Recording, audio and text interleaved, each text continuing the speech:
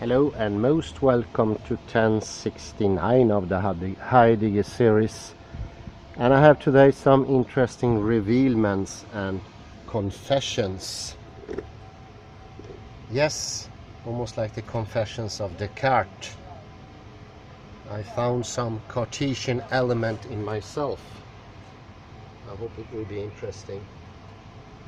I also hope that we can fix this angle thing here. It's not the best one. Today's lecture is named The Skills of Language Abstraction, Awareness and Projection. Well, I will start with a confession, something that you normally stumble upon at an AA meeting. And it could be different things. You are addicted and so forth, or you have a tendency, you're not a good husband, you're too cowardly, you're too brave, and so forth.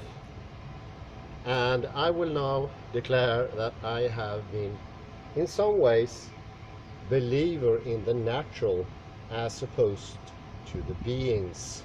Beings I have to some extent despised as being less natural, being constructs, artificial, copies, models, and so forth. Choose your pick. But thanks to the rather revolving or revolutionary insights coming from Mark Wrathall, Hubert Dreyfus, explorations into being and time by Martin Heidegger,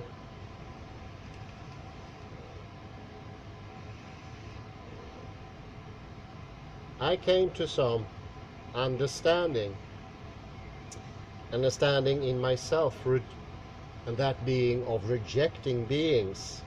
And as I mentioned before, my previous reading of Heidegger assumed that, unbeknownst, implicitly, without me thinking, that Heidegger sort of attacked beings, and that ontic was of lesser quality than ontological.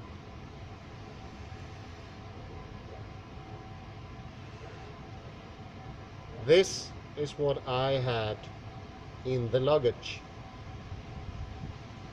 and this is what I shared with our Western metaphysical tradition. I'm in good company to some extent. There we find Plato, Descartes, and I would say in my case especially Rousseau. And I would take an example. Remember what I mentioned before about Rousseau. He saw the pagan as innocent, pure, natural, non-made up, his or her reactions being direct, without circumventing anything, not being able to cover up, not having complexities, not adhering to the formality and the etiquette of previous France, you can imagine, and the rules of the court that was still going around at the time of Rousseau. No, the free wild man was genuinely free of all these pretense. He was natural, unartificial. He moved, he thought, he acted on natural tendencies.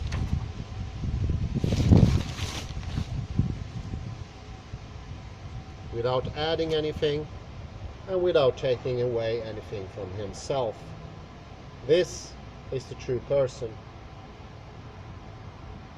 I've been having the same things, more not like an ideology, but more like this sort of thinking somewhere underneath my regular thinking. And that was always that the wild man was more natural and children were unpretensed, unaffected by civilization, pure, original, true, honest, and so forth. There can be nothing bad in a child, neither can there be anything bad in this wild man. He's of the earth. He is proud on natural causes, not because of artificial intellectualizations, but true. He takes care of the earth. He or she takes care of the earth. He lives in harmony with the earth. We civilized, we do not. We attack the earth. We are artificial.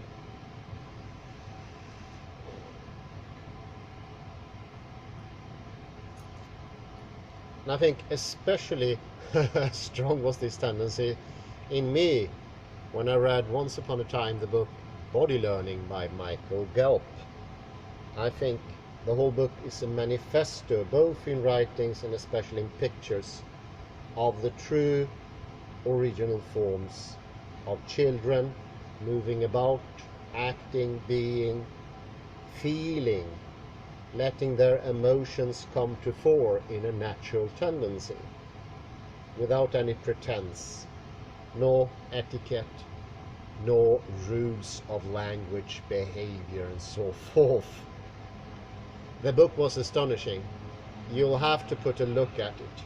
It's filled with all these natural people, and the ones that are not children are the wild man, North American Indians, people from the tribes in sub-Saharan Africa, people from different parts of the world, being all natural, being natural, being of a higher order. And it's a pointer in that you are not natural. And I realize that now. It is indirectly negative to oneself. And I think that I realize now is one of the cornerstones in the Alexander technique. It has become that way.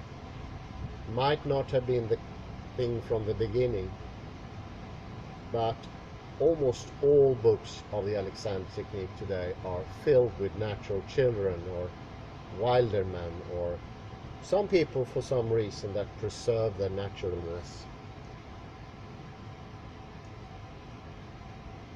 And thanks to Heidegger, thanks to Wrathall and Dreyfus, I now realize that's a tendency in myself. This is the good thing with Heidegger. He doesn't point out things, or there is no occurrentist things, factoids, but he opens up, and then all of a sudden you understand. There's nothing skilled about a child at all. Actually, they are as far you can come from a person that is practicing inhibition.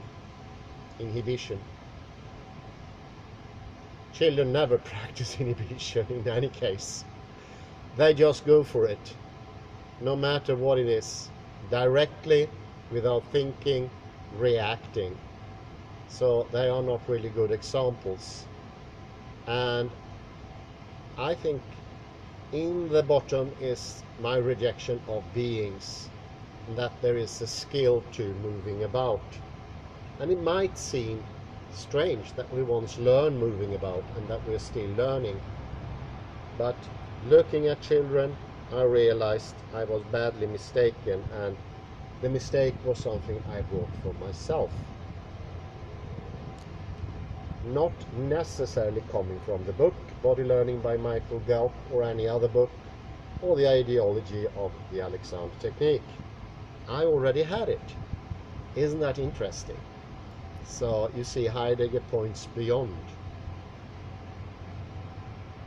And another thing that I would say it's pretty strong still within me, although I discussed it, I criticized it for years, and that is the naturalness of language, the position that Noam Chomsky, as maybe the most influential linguist of all times.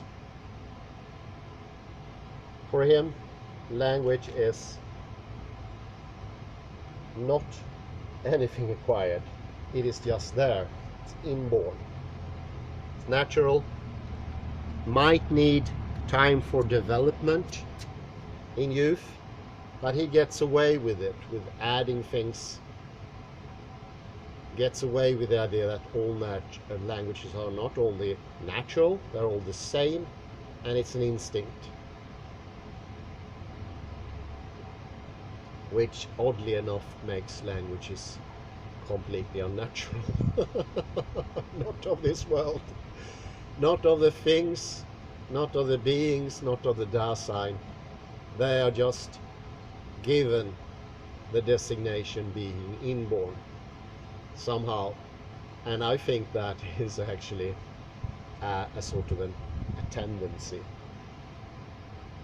And those tendencies are, if you don't criticize yourself too much, please refrain from internal criticism. Be careful also of some of the external criticism, because they can lead to an internal criticism. Be aware, but at the same time, I think personally, in the beginning, criticism is unavoidable. It cannot come about otherwise, but Heidegger is in this case so great. He is showing rather, and he doesn't infer new facts. He's showing to the tendencies, and he's also showing to the greatness of beings. And the more I think about it, the less I can understand how on earth could I, while reading Heidegger, think that he was criticizing beings. I have no idea. Well, I do have some idea where it was coming from. That was the thing I already have. And this is Das Man. It's very hard to see through. And I think it takes a skilled person like Martin Heidegger to stay free from establishing something, or criticizing, or making facts or occurrent things. That's the only chance of pointing at Dasein, which is the project of being in time. And indirectly, I would say, in the succession of that, pointing also to being with a big B, where it's all coming from.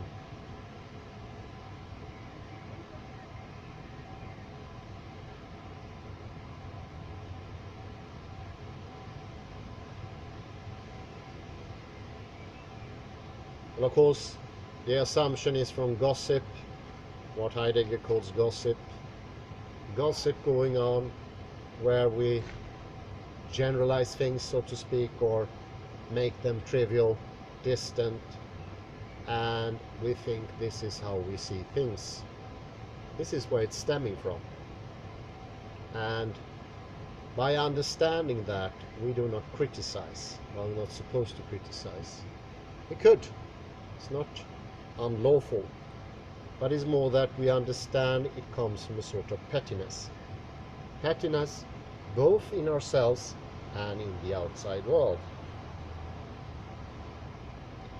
It's more that Heidegger takes away the haze, the obscurity over the eyes, and all of a sudden you see all these children behaving in a very unskilled manner. And I would say, to be a child is to do that. Otherwise there wouldn't be child. There would be the devil or something. Something unheimlich, not of this world. I would say the pictures in the book of Michael Galp, Body Learning, they are picked extremely carefully. I realize that now. Unintentionally by Michael Galp or someone else, but to help the message go through of naturalness, of the undisturbed, the untainted, the pure heart of the wild man, the child, or other people who are of pure heart. But walking is most definitely an acquired skill, and it develops constantly. It never stops developing.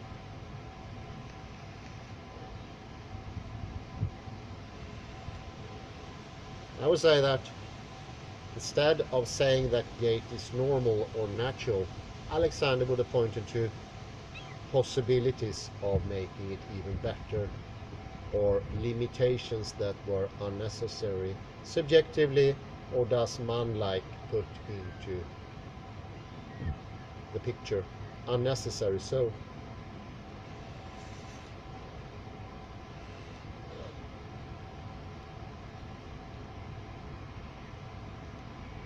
Another thing is, of course, the before so often mentioned marginalization of the unnatural writing, the constructed writing, in contrast to the natural, direct, instinctive speech.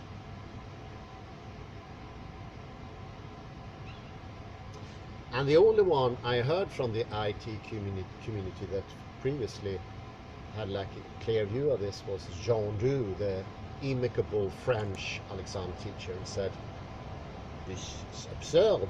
You can see a child moving naturally about, but then the next moment it does just the opposite. It pulls itself out of balance and is unstable, and it actually hurts. This is something the child learns, and then we continue to learn all our life." That's more of a factoid. Heidegger goes well beyond that. He is the Grand Master. He is the one. It doesn't matter if it's language or the moving about from children or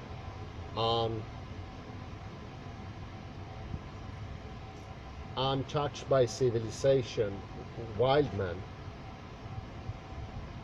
It goes to our hearts to show that we have some limitations, unnecessary limitations, and the cure is not going away from beings, it is being with beings. The rejection is not a cure, and the only way of letting go of the rejection is to understand how being and beings relate to each other, and that all beings, in some absurd way, not a normal way, do stem from the grand being, not as derived from being, not as being more foundational. No, somehow being is inherent already in the beings. It's always already there in the world. It is not otherworldly, like the natural gait of the made-up children in the book of Michael Gulp. I would say putting on some extra wood to the fire, putting gasoline to the fire, could be seen as a sectarian book, because I always felt diminished by going to the Alexander class. I'm not as natural. There is an inherent blame somewhere, and the easiness of the teacher often makes you envious and think it must be something wrong with you. So there are those elements, very interesting, of a sectarian lifestyle or sectarian mode of being, whatever that is.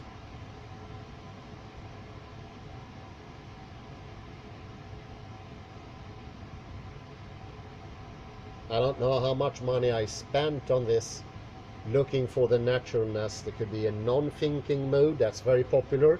Don't think, just do it. Something that Alexander never ever said. He would have abhorred it.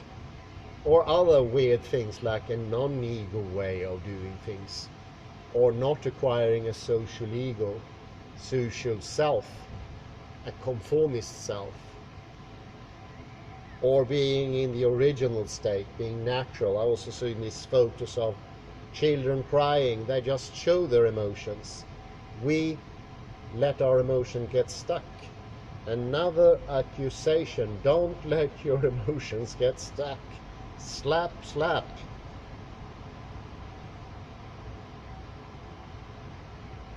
I think that could be the doings of William Reich, talking about the muskularen Panzer, the muscular construction that stops emotions. That is a true thing, but attacking it that way will never ever work, because it's unassumingly puts in a distinction between beings and being. and skill, in contrast to naturalness.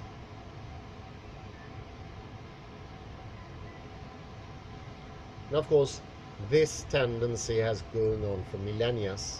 And I think it's a very good example with the book Body Learning, because the strongest argument is not in the words, actually in the pictures. They're very specifically picked pictures, accompanied by almost poetic wordings that are picture-like. They imitate the naturalness. Just do it like this, like the Nike commercial. Just do it. Don't idle about. Heidegger shows that we are already always in the world, and beings, whatever they are, constructs, artificial, intellectualization, abstraction, are all of being. And seeing through that, see this tendency, I wouldn't say too clearly explained within Derrida. He just points to a polarity between naturalness and artificialness, original and copy. I'd say Heidegger actually goes further. He goes to the very core of it, without at the same time indirectly establishing anything. And that could be a critique or a pointer to Derrida. It's not like he establishes anything, but I come to reading Derrida with a pre-understanding. This is something that Heidegger cares about, Sorge. He knows your pre-understanding, and that's part of the book. That's why one can say half of the book is false, because it looks at the pre-understanding, but nothing according to Heidegger is absolutely false or absolutely true. It is when we start to understand the moods, and they are different. They are not factoids. They are not statements. They are what causes the statements and the conceptions and the abstractions, and our skills and our Dasein. Starts with a mood. And understanding mood is an enormous liberation, because you can still have all the beings. You don't have to attack anymore. You no longer have to criticize. There's no sense of neither attacking nor feeling guilt. It's an openness, and it's a liberation. This is this placid place in the mind that Heidegger suggests that we should also go to a quite literally placid place as well, and little by little get acquainted with the moods. They will open up, and then you don't have this limitation that Alexander's technique possibly indirectly points to, by not taking in regard the pre-understanding you have when you come to it. And that is, somehow you need to be natural in an unnatural world. That's an impossible suggestion from the AT technique. Should you be like a child and start screaming at the working place? What on earth? In the traffic, crying, shouting, just letting your emotions out. No.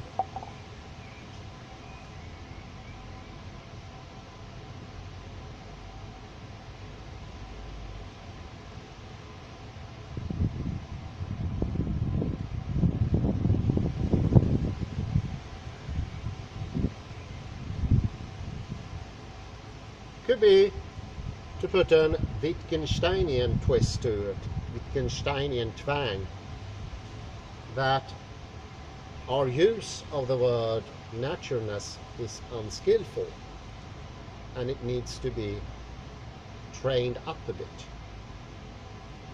All words for Wittgenstein's are skills, ever improving or ever deteriorating, or not being a tool for you in the same way as not using a hammer for a very long time might cause, I'll just suggest this, might cause you not being able to punch a nail as effective.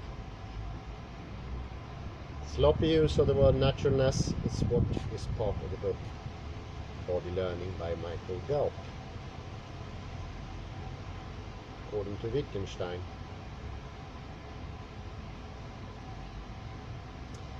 Our rejection of the beings, it is the mode of not feeling at home, unheimlich, not being in the world, being alien to part of ourselves and the exterior part at the very same time.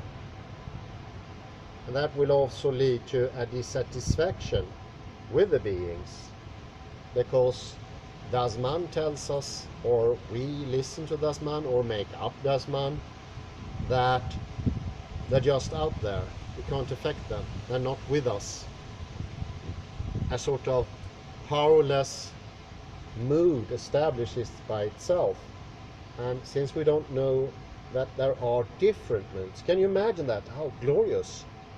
Since we don't know there are different moods, that's our pre-understanding. This is what should have been in the Alexander book, our pre-understanding, or any other book that treats any subject about how to improve oneself. Pre-understanding must be there. Look at it and sort of inquire into it without establishing new ontic truths that can sort of not make the Lichtung as open as it should be. Could be, I would say. Could be. And this is the same tendency we see space as merely a container for our body and for our thoughts. And then we don't care about it. We just neglect it.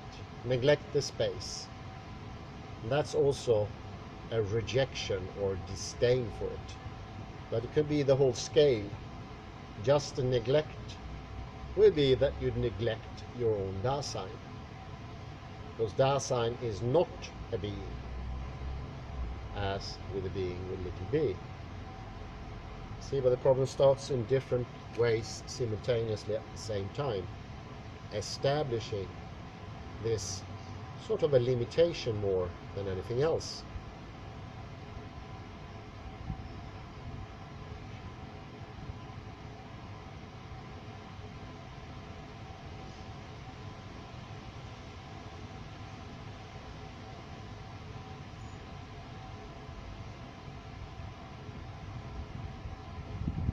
And of course, gossip, Gerede and all that is round the corner. It's similar to casting all meanings or designator. That is something coming from Das Man. By understanding that, not rejecting it, understanding where it stems from, that's an openness establishing. And you can keep your ideology, you can keep your naturalness, whatever you are. That is not in question here. That is not the area for interrogation. It is opening up to show more moods within where you are already situated in this world, with all those artificial things or whatever that might be. And I would say modern man gets into a state of forgetfulness, which is almost like not caring, forgetting the world, forgetting yourself. It's just obstacles, hindrances. And then we lose out. We get the more poorer. Entering mood, and we can get more of everything.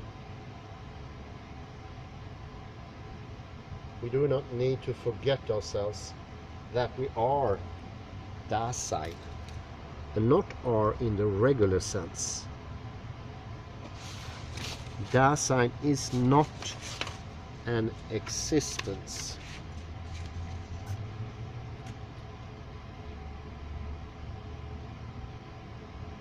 And I continue on page 15 here. As long as I am skillfully pursuing something for the sake of my own highest end or purpose, I interpret my situation for myself. I see what the concrete situation requires of me, giving my particularities as an agent, but interpretation can succumb to the falling tendency as well.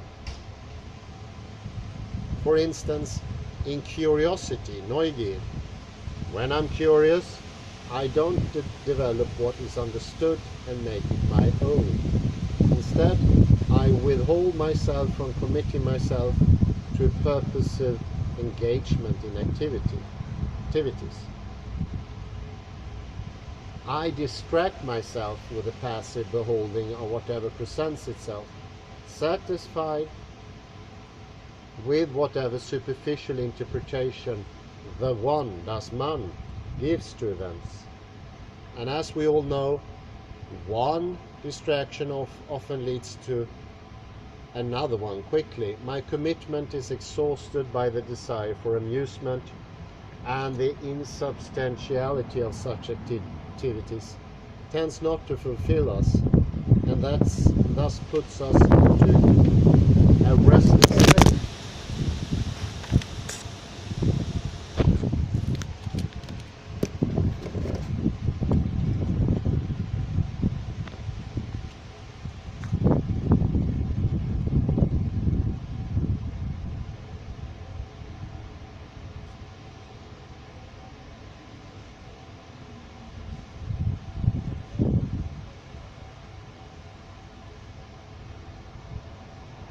And a constant craving of novelty.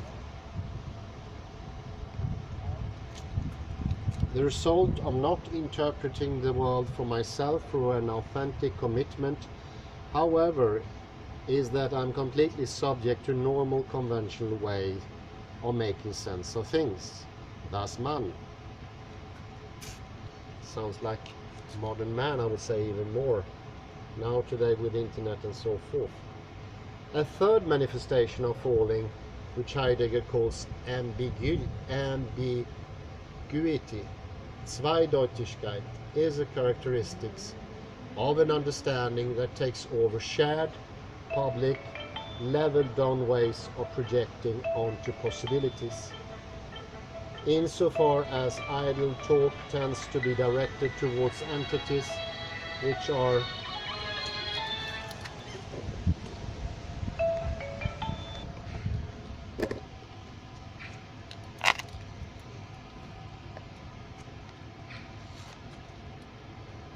sorry there for the interruption. A third manifestation of falling, which Heidegger calls ambiguity, Zweideutigkeit, is a characteristic of an understanding that takes over shared, public, level down ways of projecting onto possibilities. Insofar as idle talk tends to be directed towards entities which are accessible to everyone and about which anyone can say anything, it soon becomes impossible to decide what is disclosed as a genuine understanding and what is not, so to speak. Be careful with the not there. Curiosity in its restless craving of novelty leads to the phenomena of fast-paced social life, in which everyone is trying to stay ahead of the game. Such activities involve a pretense of concern with matters of importance and a semblance of cooperative involvement with others. But in reality, people are focused on superficialities. The result is that it becomes impossible to tell which possibilities are genuine and which are not.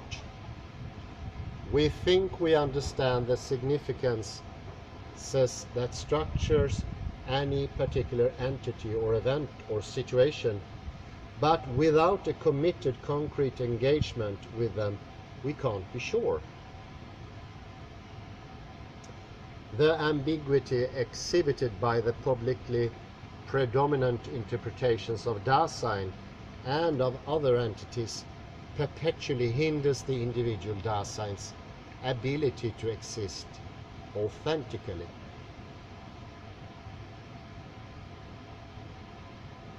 At this point, it might appear that we have diverged from the project of giving an analysis of the existential structures of Dasein and have launched into a culture critique with a moralizing subtext. But Heidegger insists that this is not the purpose of his account of falling.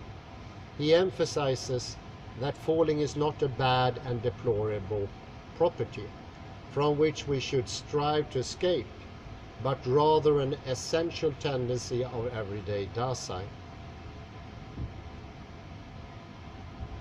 It is also clear, however, that the free forms of falling can be seen as enabling conditions of inauthenticity insofar as they lead an individual Dasein to interpret itself solely in terms of the anonymous self of das Man, and to disburden itself of responsibility for its own existence. Chapter 6. Division 1 has been concerned with a preliminary account of the being of Dasein. Dasein, Heidegger claimed, is essentially being in the world. In chapters 3 through 5, the phenomenon of being in the world was analyzed into its equiprimordial moments.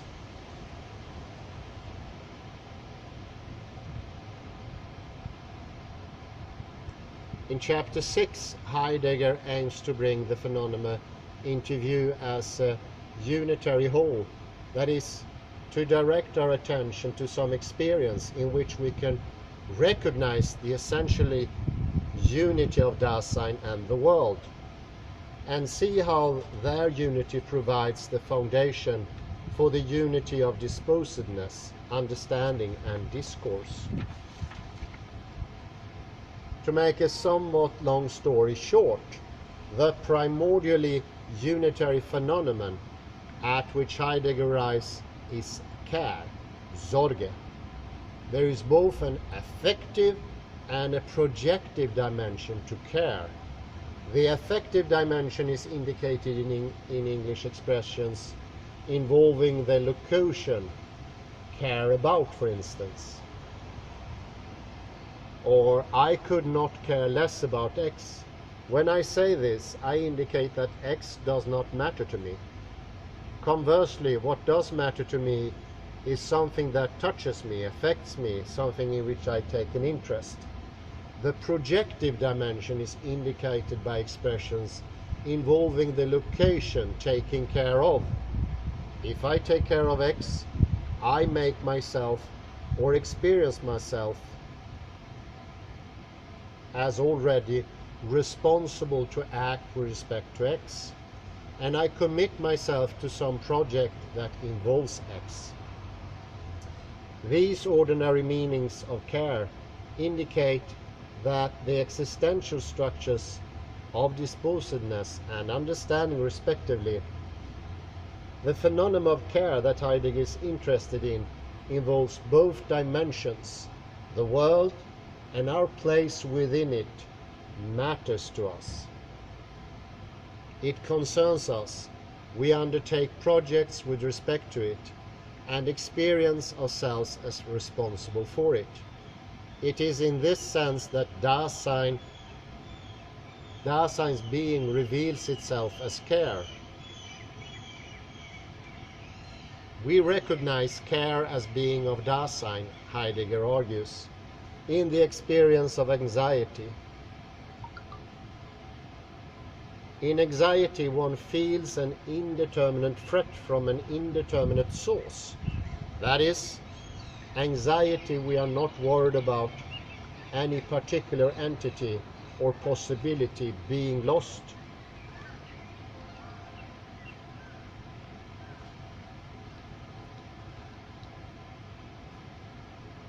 And we cannot say definitely what it is that makes us feel threatened. The oppressiveness of anxiety as mood.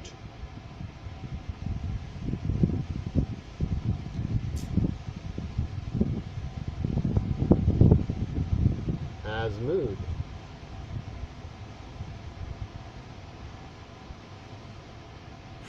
comes from the way it prevents us from getting absorbed in any activity.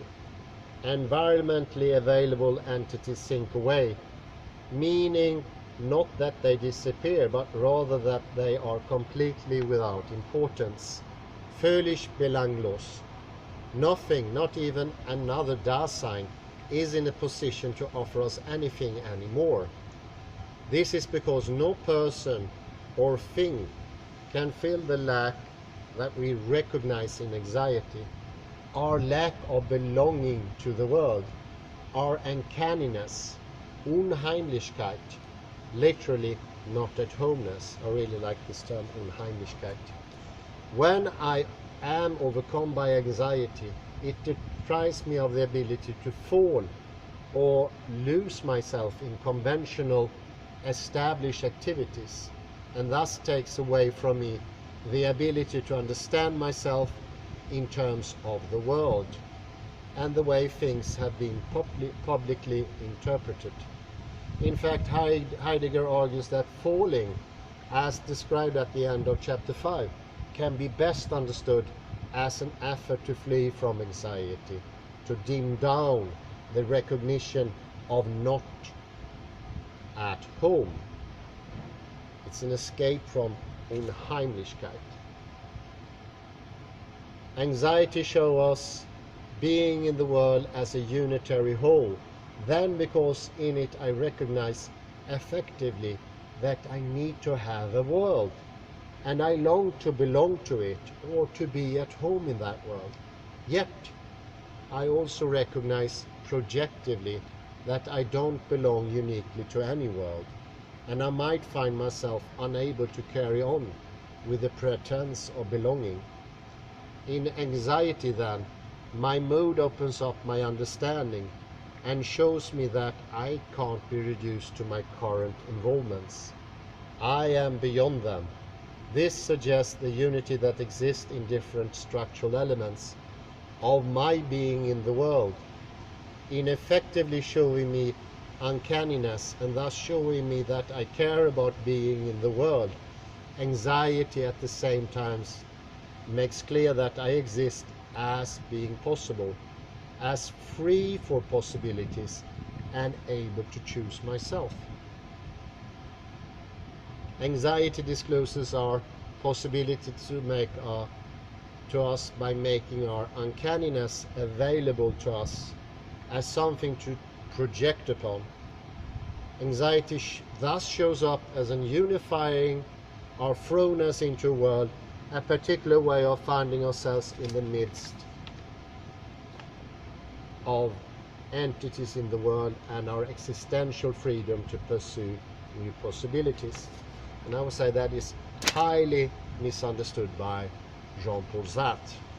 His existentialism or idea of existentialism, I would say, is too simplified, and he misses out the pre-understanding, and he also misses out what is the difference between existences and existence and being and beings, and that leads to problems.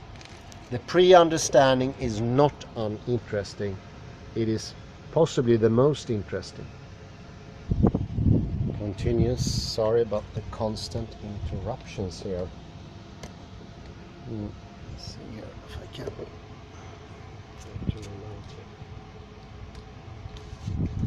Heidegger generalizes from the case of anxiety to offer the following formulation of the structure of case. The being of Dasein means ahead of itself being already in, as being amidst. In Heidegger's own formulation, the ahead of itself correspond to understanding, projection, and existence.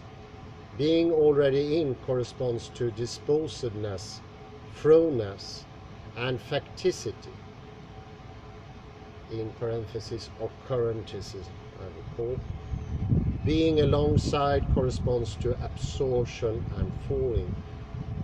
In Division 2, Heidegger will develop and deepen the account of the unity by mapping this tripartite structure of care onto the three temporal ecstasies, future, past and present, respectively.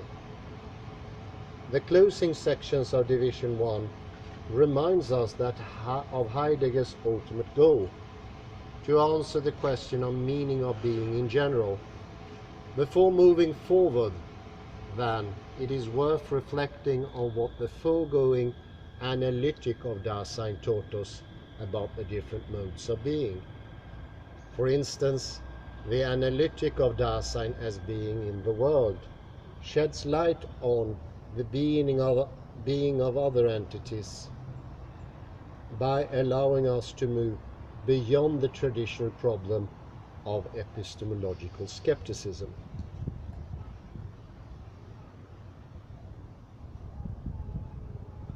The latter problem, as Heidegger sees it, is based on a misinterpretation of the being of Dasein and the being of the world. The analytic of Dasein shows that the problem of the existence of the external world cannot seriously be raised. Both the skeptic and the philosopher, who must as a defense against the skeptic, share the presupposition that Dasein is a fundamentally occurrent subject of mind, that the external world is an occurrent manifold of mind-independent objects, and that the basic relationship between subject and object is that of knowledge, or information, or representation. But once we understand that our being is care, which necessarily involves a concernful engagement with entities within the world, there is no room for seriously doubting the existence of the world. Listen to this, John Searle. And hence no need to prove its existence. Listen to that, the cat. Indeed, doubt in the existence of the world, like knowledge, is itself derivative of being in, which is only intelligible on the basis of our primordial way of comporting ourselves towards the world in our everyday concern. Division 1 concludes with Heidegger's account of truth. He wants to develop a primordial notion of truth, which he calls unconcealment, unverborgenheit. Heidegger's translation of the Greek aletheia, uncoveredness, entdecktheit, is a species of unconcealment and applies generally to the unveiling of any kind of entity whatsoever. We can see what entities truly are in practical engagements with them, and not merely through propositions, judgments, assertions, or beliefs, as many philosophers tend to assume. Truth, understood in the most primordial sense, Heidegger maintains, belongs to the basic constitution of Dasein. This means both that we are always involved in the uncovering entities and disclosing a world, but also that there is no disclosure without Dasein. Entities are uncovered only when Dasein is, and as long as Dasein is, they are disclosed. Our ability to have true beliefs or make true assertions is derivative of this primordial truth.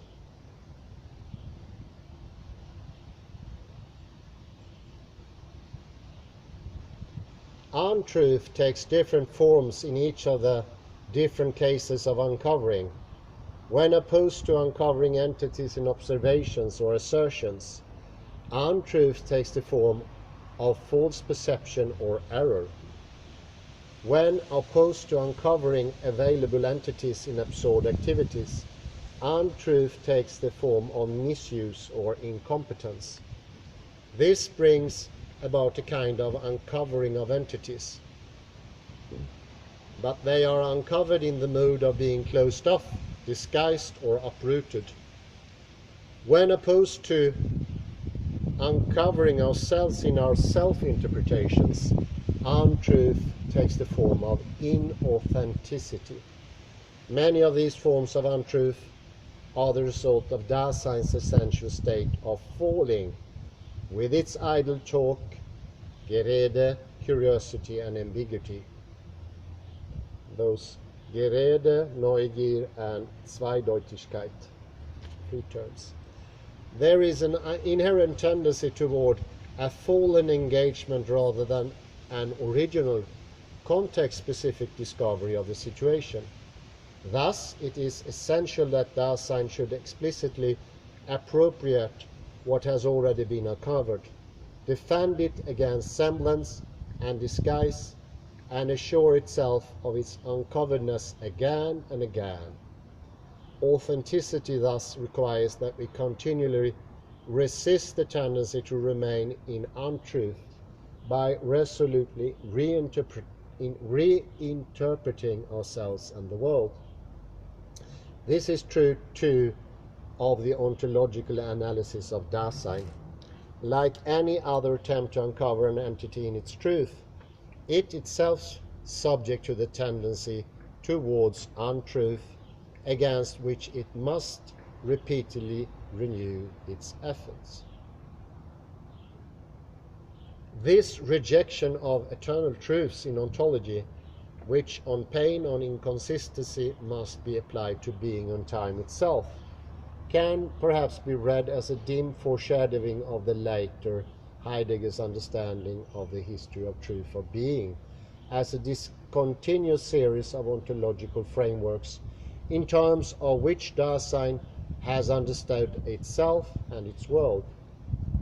Nonetheless, these discontinuities and incommensurabilities between these frameworks are only intelligible as being episodes in the singular history of humanity, which must enjoy a higher order unity which joins together the plurality of historical epochs.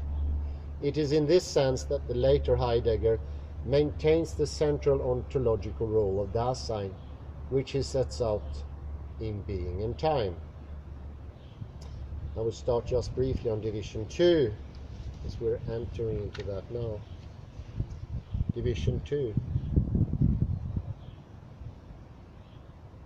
Division 1 of Being and Time offered us a preliminary account of the being of an entity, Dasein, that understands being. The aim of Division 2 is to articulate the sense of the being of this entity, to show on what basis we recognize these structures as the essential ontological structures of Dasein. Heidegger will argue in Division 2 that temporality is the sense of being of Dasein, but before making this argument he asks, is the preliminary account of the structures of Dasein it sufficiently originary or primordial, Ursprünglichkeit? A primordial interpretation, Heidegger explains, is one which we have fully worked out the structures in virtue of which an entity is what it is. To do this, we must first experience and grasp in their unity all the essential structural elements of the entity. The interpretation is confirmed to the degree that it affords us a rich, detailed and clear apprehension of the ontological constitution of the entity in question. Division 2 begins then by reflecting on the question whether the analysis to this point has been sufficiently primordial, given that it has scarcely considered Dasein in its authentic mood. The first 3 chapters of Division 2 develop an account of authentic Dasein in order to overcome the inadequacy of the hermeneutical situation, before squarely addressing temporality and time in the final 3 chapters of the division. This goes to show, without addressing the pre-understanding in any book, any ideology, you'll be lost. You will have this limitation, and a pre-understanding can never be a criticism. A pre-understanding has to be done the way Heidegger did it. There's no other way of going about it, at least according to Mark Wrathall and Max Murphy and, of course, Hubert Dreyfus. But I tend to start thinking the same thing. Without addressing the pre-understanding, you'll be lost, and everyone will have their very own subjective, das Mein-inspired Gerede, Zweideutigkeit, Neugier of the situation. And that will not do. He's very special, Heidegger. I say thank you very much, and thank you to Martin Heidegger and Mark Wrathall as well. Have a very pleasant afternoon, and bye-bye for now.